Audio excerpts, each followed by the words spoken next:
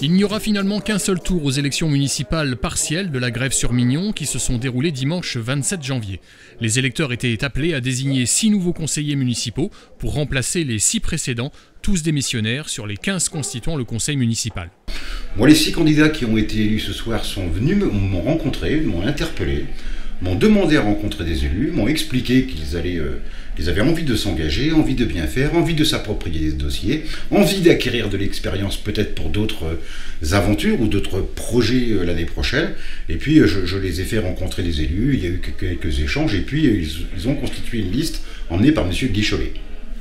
Et puis 4 autres candidats se sont groupés également sur une autre liste, permettant ainsi d'avoir la contradiction, et finalement c'est ça la démocratie. 2 listes étaient donc en lice, celle menée par Michel Loncol et ses 3 colistiers, plutôt contestataires vis-à-vis de la gestion de la commune par le maire en place, et celle de Guy Chollet et ses 5 colistiers. Au terme du comptage, les candidats de la seconde liste l'emportent largement. Ont obtenu ce soir Guy Chollet, 94 voix, Jennifer Chollet, 101 voix, Stéphane Coutier, 96 voix, Mohamed El Filali, 42 voix, Maxime Gauthier, 44 voix, Myriam Karakoban, 104 voix, Michel Loncol, 39 voix, Karine Picardo, 99 voix, Cyril Pierret, 96 voix, Cyril Cerco, 41 voix. Sont élus ce soir Guy Chollet, Jennifer Chollet, Stéphane Coutier, Myriam Karakoban, Karine Picardo et Cyril Pierret. Je vais quand même mettre en place avec mon équipe des actions pour essayer de rapprocher la population, faire vivre le village et nous rapprocher, parce que c'est vrai qu'on se rend compte que malgré qu'on soit dans un petit village, la population entre elles ne communique pas assez ou ne se rencontre pas assez. Donc on espère que dans le futur, tout ça va nous rapprocher. Aujourd'hui, élu ce soir, mais il y a une volonté d'engagement fort pour la commune de la Grève-sur-Mignon, pour pouvoir faire évoluer la commune, pouvoir l'ouvrir sur d'autres communes et sur l'extérieur.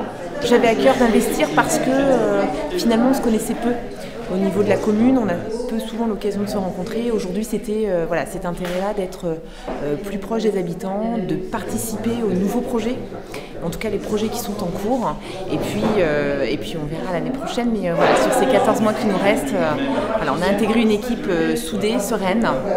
Donc on va mettre aussi notre patte pour cette année. On notera toutefois une forte abstention. En effet, seuls 38,96% des inscrits, soit 146 votants, ont glissé leur bulletin dans l'urne. Même si le résultat des élections n'avait que peu de chances de mettre en porte-à-faux le maire Roland Gallian, qui gardait dans tous les cas une certaine majorité au sein de son conseil, ce dernier dit avoir reçu le message 5 sur 5 et s'interroge sur un 4e mandat à partir de 2020. On voit les difficultés qui sont les nôtres des communes rurales, avec une baisse des crédits sur les investissements, toutes ces complications, une ambiance aussi difficile, mais on doit se battre pour nos communes rurales, se battre pour notre ruralité, se battre pour notre existence, se battre pour notre développement économique, pour la proximité des emplois, pour le bien-être, pour l'attention apportée à nos personnes âgées, pour l'environnement, puisqu'on a une commune maraîchine.